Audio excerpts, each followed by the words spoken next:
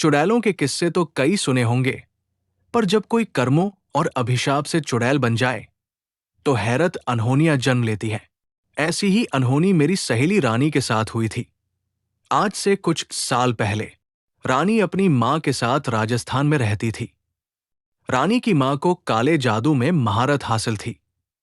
उसकी मां लोगों पर काला जादू करती और ज्यादातर मार भी डाला करती। हर अमावस की रात को रानी की मां जंगल में एक जगह बनाकर अपने काले जादू को अंजाम देती थी। कभी जानवरों की बलि देती तो कभी लोगों और बच्चों की। काली शक्तियों की उपासना करना, भूत प्रेत को वश में कर लोगों पर छोड़ देना, इन सब से लोग रानी की मां को चुड़ैल कहने लगे और बहुत अभिशाप भी देते। एक दिन रानी ने अपना घर छोड़ दिया और कुछ दिन बाद अपने पसंद के लड़के से शादी कर ली। फिर भी रानी की मां में कोई सुधार नहीं आया। अपनी काली शक्तियों के दम पर रानी की मां ने सारी हदें पार कर दी और वो दुनिया पर राज करना चाहती थी। इसके लिए कई और मासूम लोगों और बच्चों की बलि देने लगी। भगवान का कोई डर नहीं था और किसी भी धार्मिक स्थल में नहीं जाती। कोई भी रानी की मां से संपर्क नहीं रखता और वो बिल्कुल अकेली पड़ गई। कई सालों तक रानी की मां अपनी काली शक्तियों को लोगों पर आजमाती रही। वह बेलगाम होकर काले जादू से जो चाहती हासिल करती।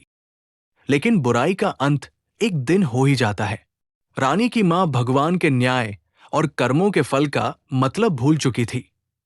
रानी की मां अचानक बहुत बीमार हो गई। उसे लकवा मार गया।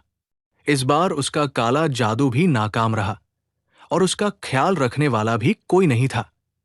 डॉक्टर के इलाज शुरू करने से पहले ही उसका हाल और भी खराब हो गया।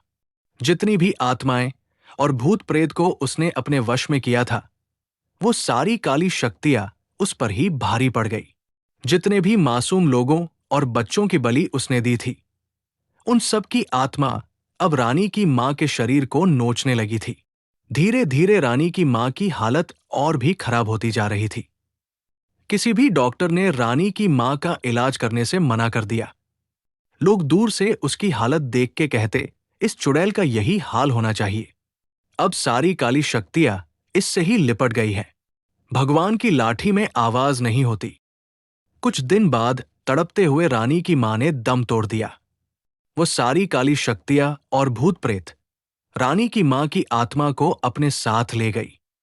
ब्रह्मांड में सारी अच्छी बुरी शक्तियां घूमती हैं। काला जादू करने वालों को अंत में यही काली शक्तियां घेर लेती हैं, क्योंकि कुदरत के अपने नियम हैं इंसाफ करने के।